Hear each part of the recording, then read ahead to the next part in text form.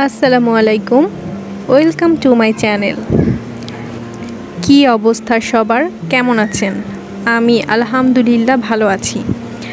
আজকে খুব একটা গুরুত্বপূর্ণ বিষয় নিয়ে আলোচনা করব। সেটা হচ্ছে পড়াশোনায় মনোযোগী হওয়া। এটা এক দুই দিনের বিষয় না, বা হঠাৎ করে এটা আসলে হয় না। জন্য আসলে অনেক দিন ধরে প্রিপারেশন নিতে হয়। আমি যদি আমার কথাই বলি, তাহলে আমি একটু সামারি করে বলি। আমার অনার্স লাইফের আমার যে সাবজেক্ট বা আমার যে ভার্সিটি, কোনোটাই আমার পছন্দের ছিল না। তো সেজন্য আমি প্রায় 4.5 থেকে 5 বছর টোটালি ডিপ্রেসড ছিলাম, যে হচ্ছে পছন্দের সাবজেক্ট বা ভার্সিটিতে পড়তে পারলাম না। এই জন্য আমার খুব ডিপ্রেশন লাগতো। তো আমি কি করতাম, শুধু পরীক্ষাটা পাশ করার জন্য পড়াশোনা করতাম। আমাদের ফর্মেটিভস ছিল, তো ফর্মেটিভসটা পাশ করার জন্য পড়াশোনা করতাম, সিরিয়াসলি কোনো পড়াশোনা করতাম না। তো এই যে 4.5 থেকে 5টা বছর পড়াশোনায় ঢিলেমি করলাম, এর খেসারত কিন্তু আমাকে পরবর্তীতে দিতে হয়েছে। যখন নাকি আমি অনার্স কমপ্লিট করলাম, তারপর যখন জবের প্রিপারেশনটা নেওয়া শুরু করলাম, তখন আসলে আমি বুঝতে পারলাম যে আমি নিজের কত বড় ক্ষতি করেছি। কারণ আমি চাইলেও তখন বেশি পড়তে পারতাম না। একটু পড়ার পর মনে হতো যে অনেক বেশি পড়ে ফেলেছি, আজকে আর দরকার নেই। তো এরকম ছিল আমার সিচুয়েশনটা। আমি যদি আরও একটু বিস্তারিত বলি, যেমন ধরেন যে আমার গত বছর জুলাই থেকে আগস্টের মধ্যে আমার গ্র্যাজুয়েশনটা কমপ্লিট হয়ে গেছে।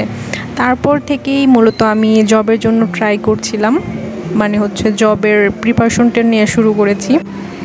কিন্তু আসলে জবের জন্য যেরকম পড়াশোনা করা দরকার, ওইরকম পড়াশোনা করার জন্য নিজেকে প্রিপেয়ার করতে আমার প্রায় 5-6 মাস সময় লেগেছে।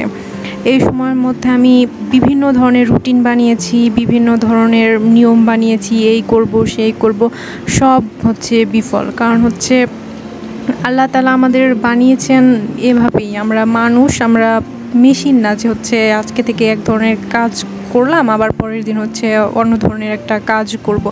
আমরা একটা গতিতে, একটা নিয়মের মধ্যে আমরা চলি, একটা অভ্যাস আমাদের হয়ে যায়। এই সময়টাতে আমি আসলে ইউটিউবে বিভিন্ন ধরনের হাবি জাবি ভিডিও, দুনিয়ার এটা সেটা দেখতাম, যে কীভাবে আসলে পড়াশোনায় মনোযোগী হওয়া যায়। তো সবচাইতে এখন আমার হাসি পায় যে দেখতাম এক রাতে নিজেকে বদলে ফেলুন, মাত্র 21 দিনে নিজেকে বদলে ফেলুন। আসলে এরকম হয় না। এত শর্ট টাইমে একটা মানুষ যে অনেক দিন যাবৎ পড়াশোনা করে না, সে আসলে এত দ্রুত নিজেকে বদলাতে পারে না। এটার জন্য মিনিমাম কয়েক মাস সময় লাগে যে আমি পড়াশোনায় আবার রেগুলার হব। তো এই সময়টা আসলে এক একজনের এক এক রকম। যেমন আমার ক্ষেত্রে একটু লং হয়ে গেছে, 6 থেকে 7 মাস অনেক সময়। তো আসলে আমি এই সময়টা নিয়ে ফেলেছি, কিন্তু আলহামদুলিল্লাহ এখন আমি মোটামুটি একটা ভালো পর্যায়ে আছি। আমার এখন পড়তে ভালো লাগে। এই জন্য আমি নিজেই নিজেকে অনেকভাবে মোটিভেট করেছি যে আমি যদি এখন পড়াশোনাটা না করি, তাহলে আমার অনার্স লাইফের যে সমস্যাটা আমি ফেস করেছি, এটা সারা জীবনের জন্য আমাকে ভুগতে হবে। তো তার চাইতে ভালো আমি পড়াশোনা করি, পরে অন্তত এটার জন্য আফসোস থাকবে না। তাই আমি তাদের উদ্দেশ্যে বলবো, যারা নাকি ভাবেন যে ও এত পড়ে ফেলতেছে, আমি তো সেই তুলনায় কিচ্ছু করতেছি না, তাদের বলবো যে আসলে সবার জার্নি আলাদা, আর সবার জার্নিতেই কষ্ট আছে। তো একটা মানুষ যে ছোটোবেলার থেকে এক ধরনের পড়তেছে, সবসময় সে সিরিয়াস, তার সাথে তো আর আপনার তুলনা করলে হবে না, তাই না? তো আমি যেরকম, আমাকে ওইভাবে নিজেকে নিয়ে তুলনা করতে হবে যে ও এতক্ষণ পড়তেছে, আমি কালকে থেকে শুরু করব। এটা আসলে হয় না। তার মতো হইতে চাইলেও আপনাকে নিজেকে একটু সময় দিতে হবে। আর এই যে নিজেকে আপডেট করার যে সময়টা বা চেষ্টা, এই সময়টাতে কখনোই হতাশ হওয়া যাবে না।